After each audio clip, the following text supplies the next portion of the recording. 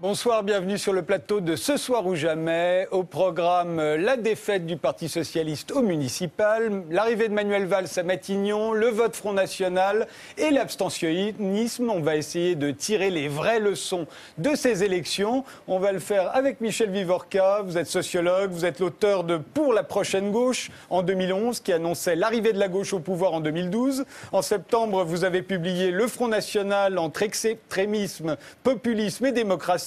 Et en mai paraîtra L'antisémitisme expliqué aux jeunes. Mardi, dans Le Monde, vous avez publié une tribune intitulée « Face à la débâcle des socialistes, les intellectuels doivent sortir de leur silence ». Alors Camille Chamou n'est pas encore arrivée, elle sort du théâtre, mais Éric Fassin est là, vous êtes sociologue, vous aussi. Vous avez participé à l'écriture de Rome et Riverains, qui vient de paraître, dans lequel vous reprochez à Manuel Valls d'avoir repris à son compte le discours et les actes de Nicolas Sarkozy. D'ailleurs, la continuité entre la droite et la gauche, d'après vous, ne se limite pas à la question des Roms. Elles ont une même politique néolibérale, idée que vous développerez dans votre prochain livre, Gauche, l'avenir d'une désillusion, qui paraîtra le 7 mai.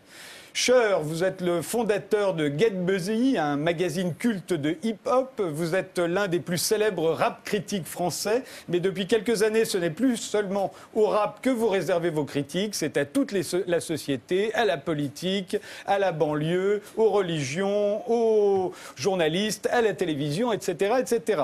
Interdit aux bâtards, c'est le titre, vient de paraître. C'est un recueil de vos saillies paru sur Facebook et sur Twitter. Claire Gallois, vous êtes romancière, vous êtes l'auteur d'une Fille cousue de fil blanc, de Jérémie la nuit, d'Heures dangereuses. Vous êtes critique littéraire, membre du jury du prix Femina. Vous tenez depuis 2012 une chronique régulière sur le site du magazine Le Point. Ce sont elles qui sont réunies dans Moi Président, chronique d'une crise de confiance qui vient juste de paraître. Enfin, Philippe Bilger, magistrat honoraire, vous avez été juge d'instruction, avocat général à la Cour d'assises de Paris. Vous tenez depuis 2005 votre blog et vous êtes l'auteur de plusieurs livres sur la justice ou sur la politique, comme La France en miettes. Le nouveau s'intitule Contre la justice laxiste. C'est un réquisitoire contre la ministre de la Justice, Christiane Taubira. Alors l'actualité, c'est la défaite du Parti socialiste aux élections municipales. Alors pendant toute la semaine, tout le monde nous a expliqué le pourquoi et le comment de cette défaite. Mais la réalité, c'est est-ce qu'il pouvait gagner, le Parti socialiste, alors que la majorité au pouvoir perd systématiquement toutes les élections, et cela depuis 30 ans.